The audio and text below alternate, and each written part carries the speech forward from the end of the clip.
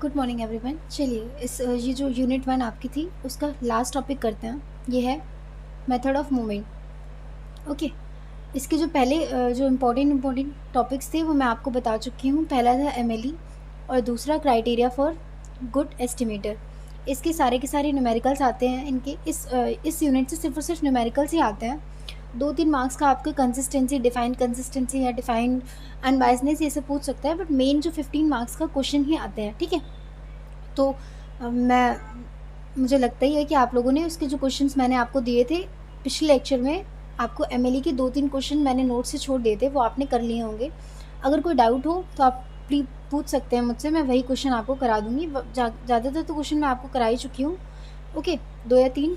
उसके बाद आपको करते हैं मेथड ऑफ मूवमेंट। इसमें कुछ नहीं है, इसमें मेथड ऑफ मूवमेंट में सिर्फ आपको 2 या 3 क्वेश्चन आते हैं। 2 या 3 क्वेश्चन एग्ज़ाम में भी नहीं आते हैं आपके, बट हाँ 2 या 3 क्वेश्चन मैं आपको करा देती हूँ, उसका प्रोसीजर बता देती हूँ। सेम स्टेप्स फॉलो करने होंगे आपको बस।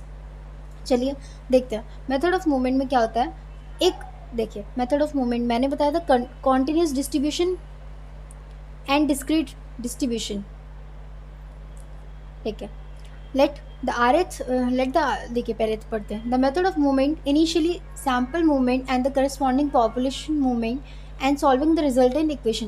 पहले देखिए सैम्पल मूवमेंट और जो पॉपुलेशन मूवमेंट है, इन दोनों की 2 इक्वेशन बनेंगी। मेथड ऑफ मूवमेंट में क्या होगा, सैम्पल मूवमेंट और जो पॉपुलेशन मूवमेंट है, इन दोनों की हेल्प से 2 इक्वेशंस बनेंगी for the parameter to be determined. जो पैरामीटर, इन दोनों की इक्वेशन बनेंगी जो कि टर्म्स में होंगी पैरामीटर। जो भी पैरामीटर आपको दिया गया हो, थीटा या फिर लैम्डा, कोई भी पैरामीटर हो सकता है, इनकी टर्म्स में आपको 2 इक्वेशंस बनेंगी। उनको सॉल्व करके हम लोग जो आपका जो मेथड ऑफ मूवमेंट है वो उससे आप लोग सॉल्व कर लेंगे पैरामीटर के लिए। ठीक है, in most of the problems the parameter to be estimated is some known function of the population movement. Suppose करते हैं fx थीटा हम लोगों का एक फंक्शन है, where theta belongs to parametric space, be the probability function of the random variable x with unknown parameter theta। unknown parameter यहाँ पे दे रखा है थीटा, लेट करते हैं where theta may be the vector। ठीक है, ठीक है। let the rth movement of the population may be denoted by ur। जो rth movement है, देखिए इसमें दे रखा है ur, जो है rth movement है of the population, इसमें ये डिनोट कर रहा है expectation of xr is equals to, ये आपका दे रखा है यहाँ पे रेंज -∞ टू इन्फिनिटी। इंटीग्रेशन हो रहा है यहाँ -∞, जिसकी रेंज है -∞ टू इन्फिनिटी। एक्स आर यहाँ पे आपका फिर फंक्शन इनटू फंक्शन जो दे रखा हो उसका डिफरेंशिएशन। ठीक, if x is according is a continuous random variable यहाँ पे लिख रखा है। ये वाली जो इक्वेशन है आपकी, हम लोग ये वाला जो फॉर्मूला लेंगे फॉर कॉन्टिन्यूस डिस्ट्रीब्यूशन, एंड ये जो यहाँ पे ले रखा है mu dash r expectation of x r, एक सेकेंड हो गया, ये दे रखा है यहाँ पे आपको डिस्क्रीट के लिए। वहाँ पे ये वाला टर्म यहाँ पे sigma i is equals to 1 to n r x r f x i theta. अब देखिए इसको याद कैसे करेंगे कि हाँ हमें बार बार दोनों के दोनों कॉन्टिन्यूस और डिस्क्रीट के लिए याद करने की ज़रूरत अलग अलग नहीं है।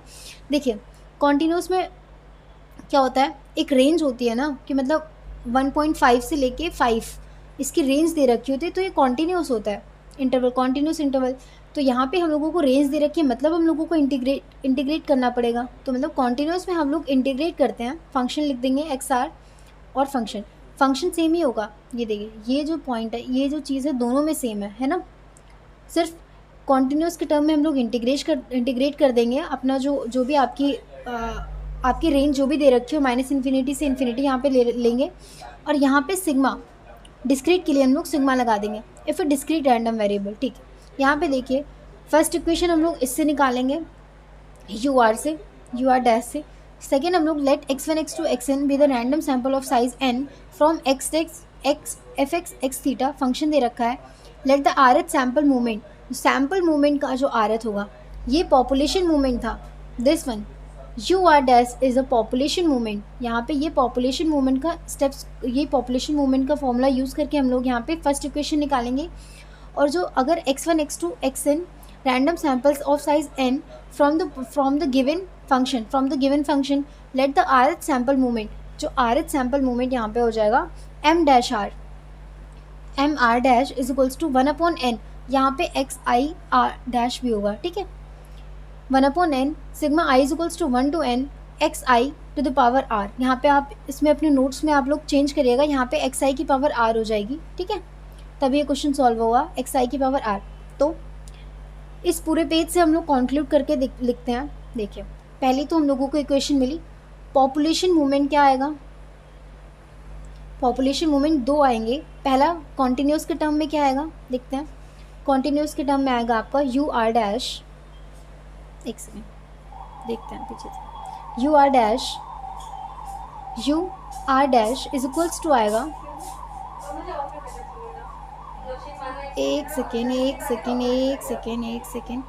You r dash is equals to आएगा आपका integration minus infinity to infinity x r, ठीक है, एक्स आर इंटू फंक्शन जो दे रखा है आपका x i theta D x, ये आ गया आपका कॉन्टिन्यूस के टर्म में। सेकेंड आपका आएगा डिस्क्रीट के टर्म में, अब डिस्क्रीट के टर्म में आपका क्या आएगा, sorry for the sound, disturbing sound आपको सुनाई पड़ रहा होगा, ठीक है, डिस्क्रीट की केस में क्या होगा आपका यू आर डैश हो जाएगा, इसमें मैंने बताया था, इसमें डिस्क्रीट में क्या होता है, सिग्मा लगता है ना, sigma x r into function f x theta, ठीक है, डी एक्स, ये वाला टर्म आ गया आपका डिस्क्रीट के लिए, ये आगे ये मैंने बताया पॉपुलेशन मूवमेंट, जो पॉपुलेशन मूवमेंट है इससे आपकी एक इक्वेशन बनेगी। सेकेंड मैंने बताया था sample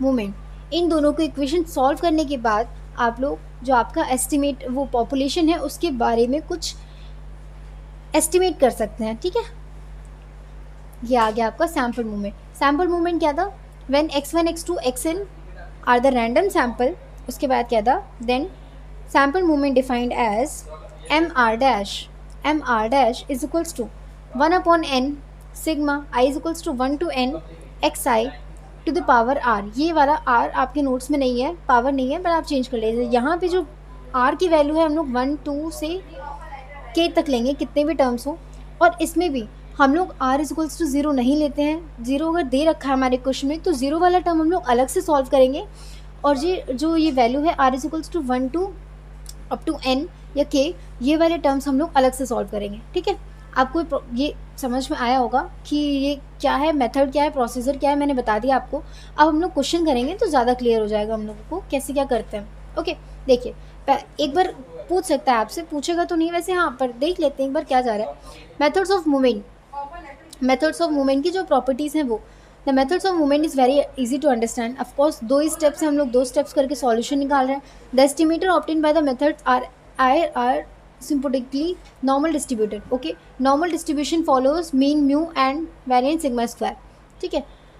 the estimator of obtained by this method are non biased in general, non biased not biased, biased नहीं होगा मतलब unbiased होगा ना, in general मतलब unbiased भी हो सकते हैं, biased भी हो सकते हैं, in general बोल रहा है मतलब 95 केसेस में ये unbiased होगा, बट कुछ केसेस मिलेंगे आपको जिसमें ये biased होगा। Method of movement, the estimator obtained by the method of movement, okay, the estimator obtained by the method of movement and by the method of likelihood often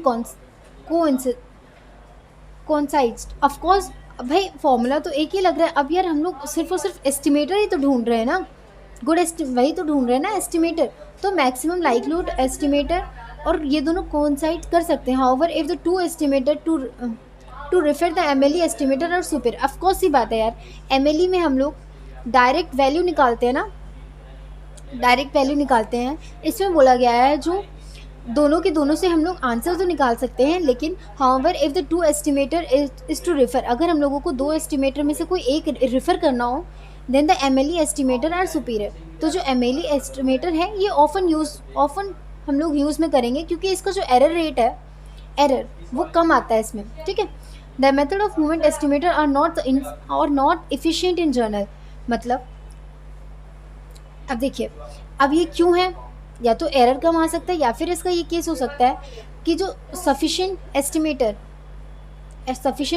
मैंने बोला था ना, सफिशिएंट एस्टिमेटर लाइक्लीहुड फंक्शन, ये दोनों को related है, मतलब जो लाइक्लीहुड फंक्शन है वो सफिशिएंट एस्टिमेटर है। तो इसमें बोला गया है the method of movement estimator are not efficient in general, मतलब हम लोगों को आंसर तो मिल जाएगा इसे मेथड ऑफ मोमेंट लगाने से, क्वेश्चन न्यूमेरिकल आंसर एस्टिमेटर हम लोगों को मिल जाएगा इसमें पैरामीटर के बारे में, बट ये एफिशिएंट नहीं होता है जितना कि LMLE होता है। तभी मैं बता रही थी कि जो MLE है बहुत इंपॉर्टेंट है, मतलब इस यूनिट का द मोस्ट इम्पॉर्टेंट टॉपिक है। बार बार बोल रही हूँ ताकि आप लोग इसके क्वेश्चंस प्रैक्टिस करें और प्रैक्टिस करने के बाद क्वेश्चंस आपके हो जाएं।